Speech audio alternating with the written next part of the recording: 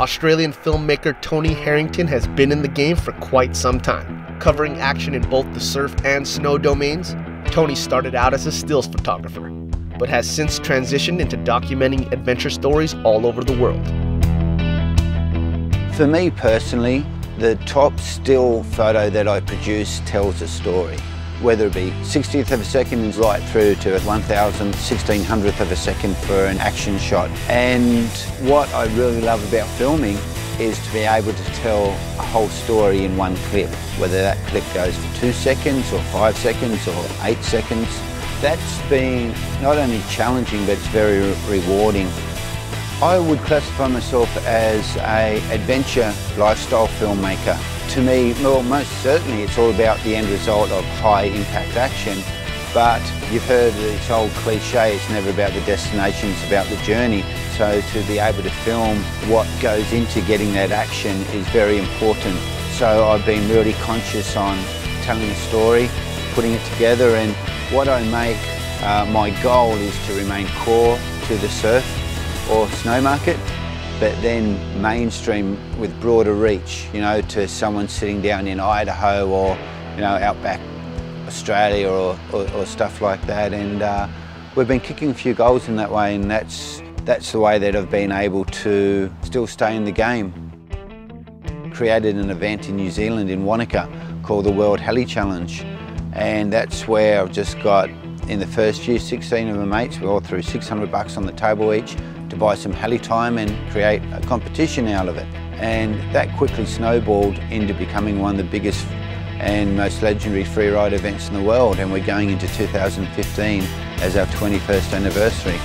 Over a 2-week period, we have 3 days of helicopter access competition, and the athletes are trying to outperform each other. The filmmakers and photographers are trying to outperform each other. At the end of it, we have a major awards night, and that's where each filmer cuts together an edit and puts it up on the screen, and you get to relive the last 2 weeks of the biggest adrenaline-fueled adventure you could ever have, just in 5 minutes.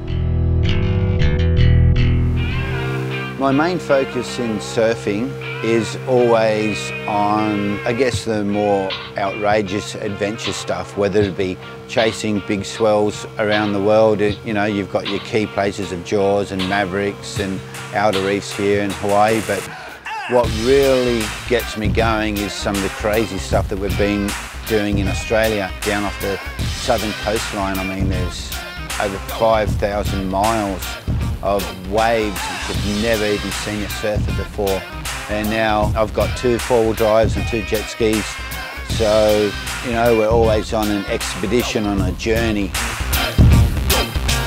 On the Barrel is a trilogy of documentaries based on the surfer's tale from the barrel.